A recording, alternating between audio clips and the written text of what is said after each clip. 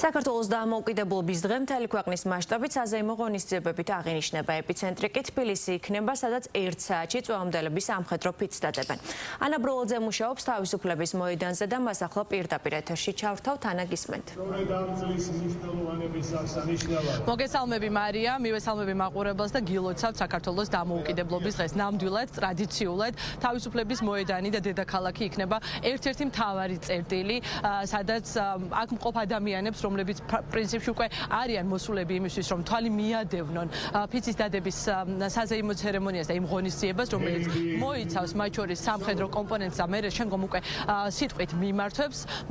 ველოდებით ყველანი ერთად ოფიციალურად დაწყებას ამ ღონისძიებისა. სულ ცოტა ხნის წინ დაასრულეს გენერალური რეპეტიცია სამხედროებმა, თავდაცვის ძალებმა, იმ რეკრუტებმა, რომლებიც დღეს დადებენ ფიცს. ასეთი არის სულ 600 და აღსანიშნავია, რომ თავისუფლების მოედნის გარდა ფიცის დადების საზეიმო ცერემონია გაიმართება 12 რეგიონში და ყველა ეს წერტილი იქნება ეს ბოლნისი, მცხეთა, მესტია, ოზურგეთი, გონიო, მარტვილი, ამბროლაური, ხარაგაული, კასპი, ფოკა, სნო და ბოდე ეძღვნება ქრისტიანობის გამოცხადების, სახელმწიფო რელიგიად გამოცხადების 1700 წლის იუბილეს და სწორედ ამ თემატიკაზე არის აგებული წლევანდელი 26 მაისი. რწმენა გვაძლიერებს, სიყვარული გვაერთიანებს, ასეთი არის ფაქტობრივად სლოგანი. ჩვენ ველოდებით ministrთა კაბინეტის წევრებს, რომლებიც დაიწყებენ ეტაპობრივად მოსვლას, გვექნება შესაძლებლობა, რომ მათი კომენტარებით დაუბრუნდეთ პირდაპირ ეთერში, რაც შეეხება ტრადიციულად ღონისძიებას, რომელიც ითვალისწინებს ესე ყოლოფებად სამხედროების მოწყობას თავისუფლების მოედანზე. რა თქმა უნდა, ფიცის დადების ყველაზე მნიშვნელოვან ცერემონიას, ეროვნული დროშის აღმართვას, ჰიმნებს და სიტყვებით მიმართვებს. ზუსტად 1 საათში გვიმივადევნებთ ყველანი ერთად, მათ შორის პირდაპირ ეთერის, ჩვენი ეთერის საშუალებით თვალს, როგორი იქნება ის გზავნილები, რომელსაც მოვისმენთ პირველი პირებისგან. აღსანიშნავია, რომ წლევანდელ გამოსვლელებს შორის პირველად ახალი პატრიარქი შიო მესამე მიმართავს თავისუფლების მოედანზე შეკრებილ მოქალაქეებს. მე ახლა ვხედავ, რომ იუსტიციის მინისტრი პაატა სალია მოემართება ჩვენკენ და შემოგთავაზებთ მის პირდაპირ კომენტარს პირდაპირ ეთერში, ისევე როგორც ხედავ განათლების მინისტრს გივი მიქანაძეს და გვექნება შესაძლებლობა, რომ მათი პირველი, ასე ვთქვათ, მილოცვები მოვისმინოთ და მოვისმინოთ მათ პოლიტიკური შეფასებები და კომენტარი. ბატონო პაატა, მობრძანდით, ჩვენ როგორც აღვნიშნე, იუსტიციის მინისტრი პაატა სალია იქნება ჩვენი პირველი სტუმარი. ბატონო პაატა, მოგესალმებით, გილოცავთ დღევანდელ დღეს, პირდაპირ ეთერში ვმუშაობთ. მნიშვნელოვანი დღეა ქვეყნისთვის, ხომ? ამაზე მნიშვნელოვანი ეროვნული დღესასწაული ფაქტობრივად არც არსებობს. რა არის მთავარი ამოცანა თქვენი ხელისუფლების, რომ განამტკიცოს ქვეყნის დამოუკიდებლობა, რომლის შენარჩუნებისთვის ბრძოლა არის ფაქტობრივად ყოველდღიური რეჟიმი და მთავარი ამოცანა ნებისმიერი ხელისუფლისთვის? პირველ რიგში გილოცავთ დღევანდელ დღეს, ვილოცავთ საქართველოს დამოუკიდებლობის დღეს. ყველა ქართველს, საქართველოს ყველა მოქალაქეს მიუხედავად მათი ეროვნებისა, ვისთვისაც ძვირფასია საქართველო და ვისთვისაც ძვირფასია საქართველოს დამოუკიდებლობა და ეს დღესასწაული. რა თქმა უნდა, ჩვენი დამოუკიდებლობა ერთ დღეში არ იქნა მიღწეული, ამას თაობების ბრძოლა დაჭირდა და 1918 წელს შესაძლებელი გახდა 26 მაისს საქართველოს გამოეცხადებინა დამოუკიდებლობა. ეს იყო პირველი რესპუბლიკა, დამოუკიდებელი რესპუბლიკა, რომელიც შეიქმნა, დემოკრატიული რესპუბლიკა, რომელსაც ერთ-ერთი მოწინავე კონსტიტუცია ჰქონდა მაშინდელ მსოფლიოში. ამას ყოველგვარ გადაჭარბების გარეშე ვამბობ, საქართველოს დემოკრატიული რესპუბლიკის კონსტიტუცია იყო ევროპის ერთ-ერთი მოწინავე კონსტიტუცია. ძალიან ბევრი ევროპულ ქვეყანას არ ჰქონდა ამ ტიპის დემოკრატიული ღირებულებებზე დაფუძნებული კონსტიტუცია. ეს არის ძალიან მნიშვნელოვანი. მოგეხსენებათ, რომ 1991 წლის 9 აპრილს საქართველოს აღადგინა დამოუკიდებლობა და საფუძველი სწორედ იყო ეს პირველი რესპუბლიკა, რომელიც 1918 წელს შეიქმნა. ეს დღე გვახსენებს იმას, რომ დამოუკიდებლობისთვის ბრძოლა არის ყოველდღიური ამოცანა. ჩვენი ხელისუფლების ამოცანაა, რომ შევქმნათ სახელმწიფო, რომელიც დაფუძნებულია დემოკრატიულ ღირებულებებზე რომელიც ზრუნავს ადამიანზე, უსმენს მოქალაქეებს და აკეთებს ყველაფერს იმისთვის, რომ საქართველოს მოქალაქე იყოს ამაყი, ბედნიერი და მას ჰქონდეს მომავლის იმედი. ეს არის ჩვენი ერთ-ერთი მთავარი ამოცანა, ჩვენ ამისთვის ყველაფერს ვაკეთებთ. კიდევ ერთხელ გილოცავთ დამოუკიდებლობის დღეს და ვუსურვებთ საქართველოს, რომ იყოს უფრო ძლიერი და რა თქმა უნდა ერთიანი. უღრმესი მადლობა. ბატონი პაატას შემდგომ უკვე შემოგვიერთდება ქალბატონი მარიამ ქრივიშვილი, ეკონომიკის და მდგრადი განვითარების მინისტრი. ქალბატონი მარიამ, გილოცავთ დღევანდელ დღეს.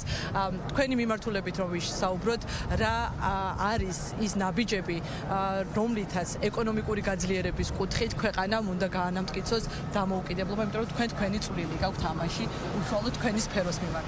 მოგესალმებით. პირველ რიგში მინდა მოგილოცოთ თქვენ და ჩვენი ქვეყნის თითოეულ მოქალაქეს დღევანდელი დღე 26 მაისი თითოეულ ჩვენგანს ყოველთვის გვახსენებს ჩვენი ქვეყნის თავისუფლების, ერთიანობის და ძლიერი სახელმწიფოს იდეის მნიშვნელობას და რა თქმა უნდა მე მინდა ვუსურვო ჩვენს ქვეყანას ძლიერი ეკონომიკა, მინდა ვუსურვო თავისუფლება და მინდა ვუსურვო ერთიანობა.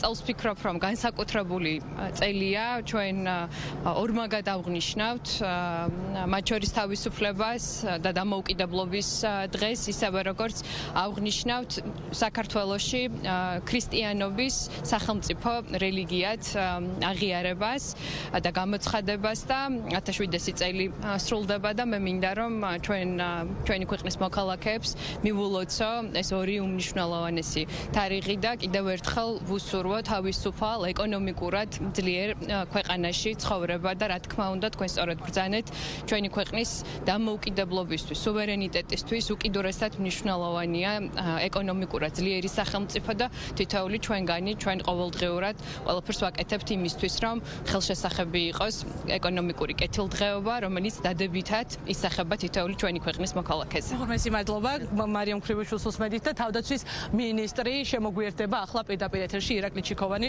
რომლის უწყებაც არის მთავარი მასპინძელი, შეგვიძლია ასე ვთქვათ, და მთავარი ორგანიზატორი ამ ღონისძიების. მოგესალმებით ბატონო ირაკლი, გილოცავთ ასევე ჩვენ შარშან საუბრობდით, რამდენად მნიშვნელოვანია თქვენი უწყების როლი ქვეყნის თავდაცვის უნარიანობის გაძლიერებაში და თავისუფლების შენარჩუნებაში თქვენი ძალიან დიდი წვლილი, ხომ?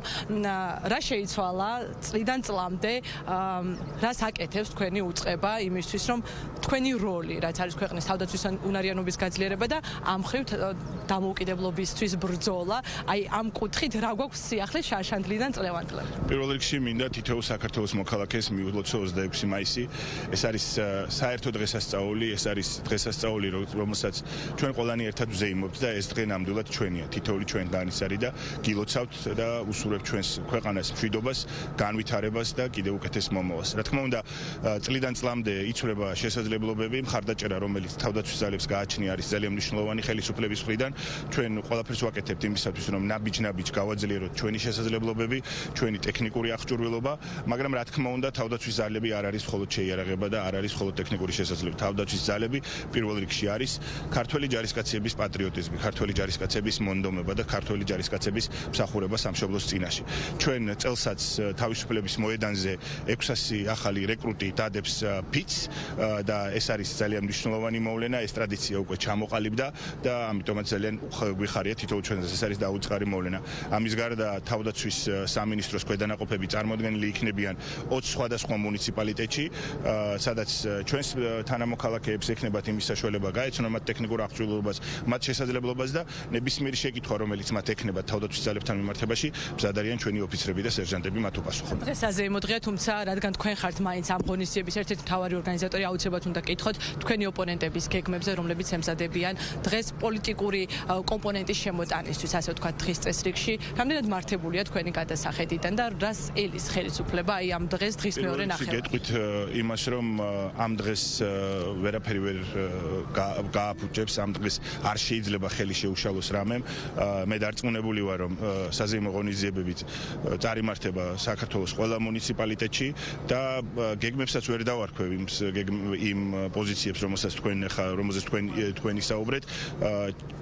გაუგებარია პირველ რიგში ერთის მხრივ და მეორეს მხრივ განწირულია ფიასკოსთვის. კი ბატონო, უღრმესი მადლობა თავდაცვის მინისტრი უსმენდით ირაკლი ჩიკოვანს და ქალბატონი თინათინ რუხაძე კულტურის მინისტრი. ქვეყნის არ მხოლოდ ქვეყნის შიგნით, ალბათ ქვეყნის გარეთაც ძალიან ბევრი კულტურული ღონისძიებით აღინიშნება დღევანდელი დღე გილოცავთ და წელს გვაქვს განსხვავებული თემატიკა ქრისტიანობის 1700 წლის სახელმწიფო რელიგიით გამოცხადების თემიდან გამომდინარე. როგორია თქვენი სამინისტროს ჩართულობა დღევანდელ დღესთან დაკავშირებით? პირველ რიგში ნება მომეცით, რომ მთელ საქართველოს საზოგადოებრივი მაუწყებლის მაყურებლით დაწყებული მიულოცო დღევანდელი დღე მართლა განსაკუთრებულია წელს, იმიტომ რომ იმ მოვლენების გათვალისწინებითაც, რაც გავიარეთ ამ წლის დასაწყისიდან, კიდევ უფრო გაასმაგებულია ქრისტიანობის თემა. მე ვფიქრობ, რომ ყველა საქართველოს მოქალაქეში. ამდენად წელს აი ეს გადაწყვეტილება, რომ მთავრობაში რაც და საქართველოს სამოციქულო ეკლესიასთან ერთად რაც მივიღეთ, რომ 1700 წელი ყოფილიყო ინტეგრირებული 26 მაისს და თან ყველამ კარგად ვიცით, რომ მაისი ისეთი თვეა და წმინდა ნინოს შემოსვლაც ამ პერიოდს 1 ივნისიდან იწყება.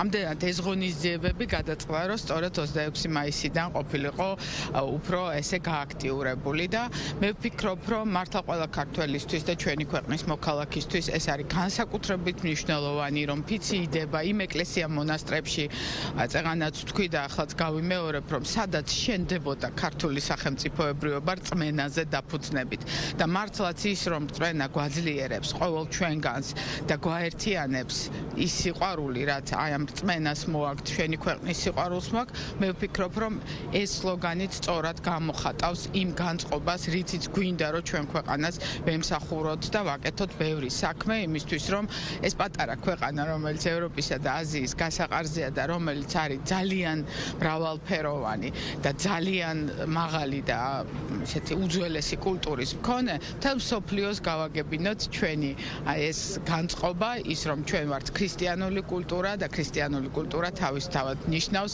ჰუმანურს, მშვიდობიანს, კეთილგანწყობილს და რაც შეეხება იმ თემას, რომ საქართველოში 15 ქალაქშია ეს ყველაფერი და ყველა მუნიციპალიტეტში აღინიშნება, რასაკვირველია, რომ კულტურის სეგმენტი ყველგან წარმოჩენილია და მე ვხედავ, რომ საგარეო საქმეთა მინისტრიც მალე შემოგიერთდება და მინდა მას პირადადაც მთელ საგარეო დიპლომატიურ კორპუსს მადლობა გადაუხადო, იმიტომ რომ მთელ მსოფლიოში აღინიშნება და მართლა ჩვენ ერთხმად კულტურაც და დიპლომატებიც ერთად ვცდილობთ, რომ აღნიშნოთ მთელ მსოფლიოში. დიდი მადლობა.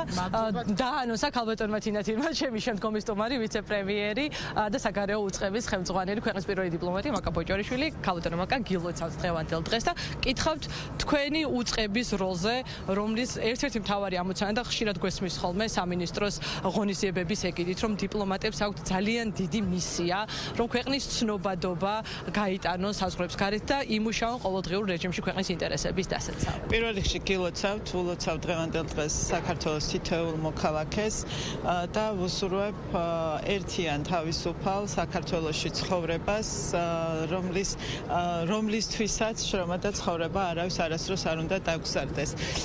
ნამდვილად საგარეო უწყება ის უწყება, რომლის ვალდებულებაა ჩვენი ქვეყნის ინტერესების დაცვა ჩვენი ქვეყნის ფარგლებს გარეთ და რა თქმა უნდა დიპლომატებს განსაკუთრებით აქვთ ჩვენი სამშობლოს განსაკუთრებული მოვლის და წარმოჩენის ვალდებულება, რასაც ვფიქრობ, რომ კარგად და წარმატებით ახორციელებენ ჩვენი დიპლომატები.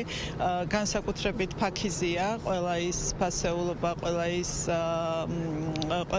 ფასეულობა, რაც ჩვენ ქვეყანას აქვს ფარგლებს გარეთ, საქართველოს ფარგლებს გარეთ და განსაკუთრებით მნიშვნელოვანია მათი სწორედ დაცვა.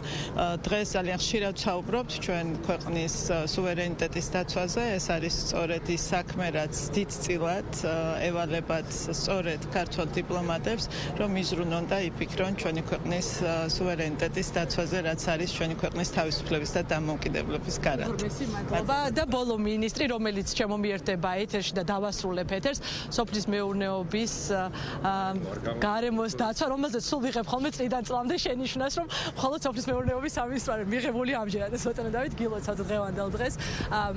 თქვენი მიმართ მიმართულებით რა არის ის წვლილი, რომელიც უშუალოდ თქვენს უწყებას შეაქვს მოქალაქეებზე ზრუნვით, ქვეყნის კეთილდღეობის განვითარებისთვის და ამით ალბათ თქვენი როლი დამოუკიდებლობის გამტკიცებაში. რა თქმა უნდა, პირველ რიგში მინდა ჩვენს ქვეყანას მიულოცოთ დამოუკიდებლობის დღე, უსურვო ჩვენს ხალხს თავისუფლება სუვერენულ სახელმწიფოში, რა თქმა უნდა, ცხოვრება თავისუფლება ეს ნიშნავს თავად განსაზღვრო შენი ქვეყნის მომავალი, თავად განსაზღვრო იმ ღირებულებებით, რომელიც ეს ქვეყანა დღემდე მოსულა და მიულოცოთ თითოეულ მათგანს უსურვო სიყვარულით გაერთიანება, წმენით გაძლიერება, მიულოცო 1700 წლის იუბილე ქვეყნის მართლმადიდებლობის ქრისტიანობის აღნიშვნის და ეს არის განსაკუთრებულად მნიშვნელოვანი. რა თქმა უნდა, ჩვენი სამინისტრო ერთ-ერთი დიდი პორტფელის სამინისტრო, რომელიც გარემოს დაცვიდან სოფლის მეურნეობის მიმართულებით სრულად ძალიან დიდ სპექტრს განსაზღვრავს და თითოეული მიმართულებით საკმაოდ აქტიურია სამინისტრო და ამ შემთხვევაში, რა თქმა უნდა, ისევე როგორც ყველა სამინისტროს შეაქვს თავისი წვლილი ქვეყნის გაძლიერებაში, გაერთიანებაში და ქვეყნის დამოუკიდებლობის შექმნაში. უღრმესი მადლობა, წარმატებებს გისურვებთ, მოკლედ პოლიტიკურ ნაწილს ვასრულებთ თავისუფლების მოედანზე და შემდგომ უკვე ჩემი კოლეგა, როგორც ვიცი, შემოგვიერთდება სამხედრო კომპონენტით. ვებშტობები მაყურებელს და 11 საათზე ექნება ჩვენს მაყურებელს საშუალება პირდაპირ ეთერით თვალი მიადევნოს 26 მაისის აღნიშვნის საზეიმო ღონისძიებას. მადლობა ანა ბროლაძე საუბრობდა პირდაპირ ეთერში.